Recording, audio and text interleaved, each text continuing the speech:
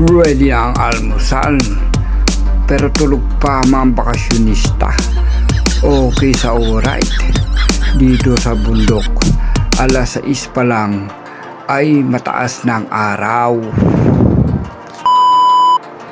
Hindi na namin sila gigisingin para maistorbo sa kanilang tulog, kaya nagsulat na lang ako sa lupa na nasa ibaba kami. Okay sa alright. Puputol kami ng kawayan ni tatay para gawing sahig dahil ang sahig ng kubo ay medyo gapok na, kaya amin itong papaltan ng bagong kawayan para tumibay. At ayun nga, si tatay nagpuputol ng kawayan. Siya yung nagpuputol sapagkat alam niya kung ano ang dapat na putulin, kung magulang o sariwa pa. Okay sa alright. Si tatay nga ang magbibiyak ng kawayan para pantay.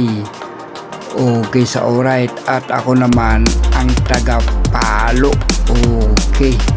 Ganyan lang daw ang paraan ng pagbiyak ng kawayan.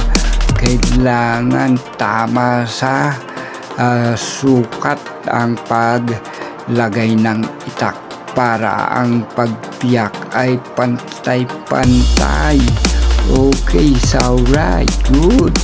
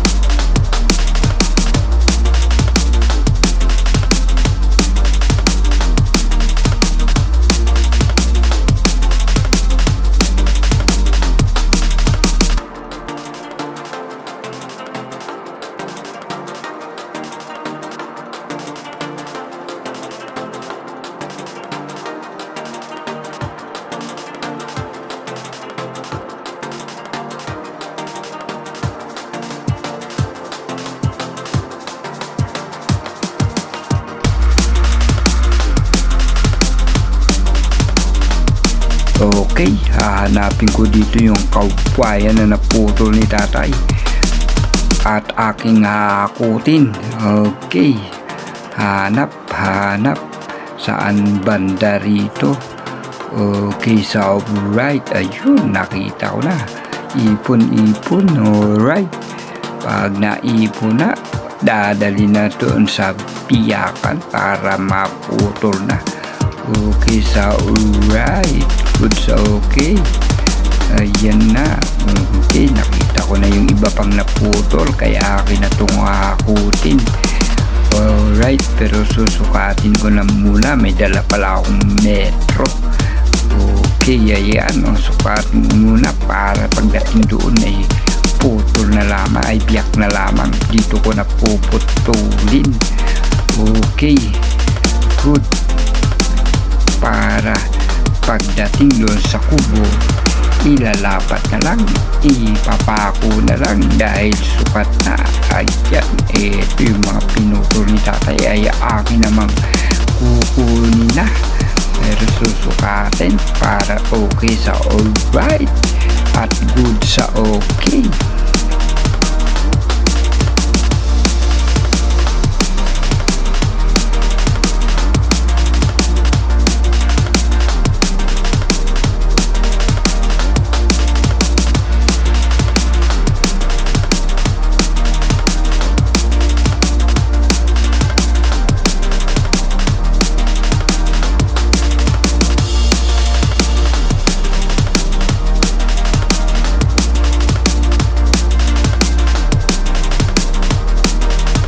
At nahakot na nga namin dito sa aming pinagpuputulan o pinagbibiyakan.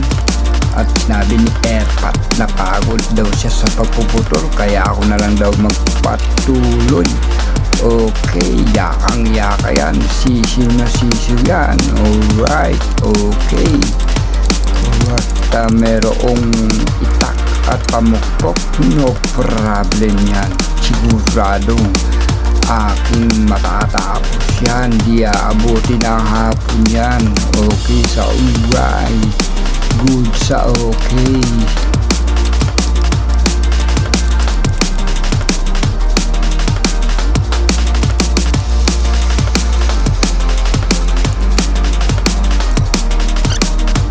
At nagpaalam na nga si Airpat, akit na daw siya sa taas dahil magtatanghali na. Okay sa alright, maghahanda yun ng aming pananghalian. At ako na lang ang magpapatuloy dito sa pagputol at pagtiyak ng kawayan na dadalhin namin sa itaas. Ayan, naipon na yung aking pinutol. Okay, so alright, konti na lamang ito at siguradong matatapos na rin ito. Good sa okay.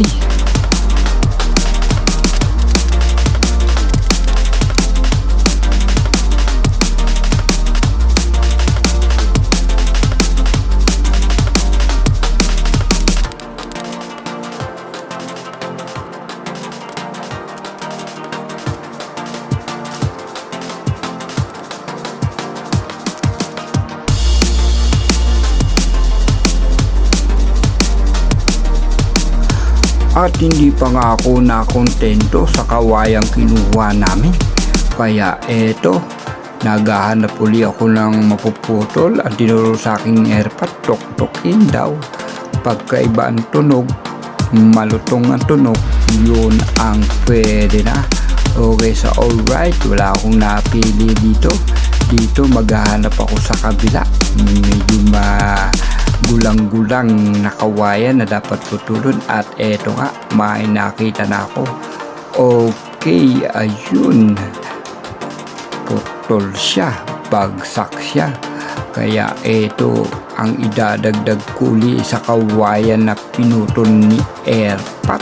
Okay, dahil ako na nga lang ditong mag-isa sa kagubatan.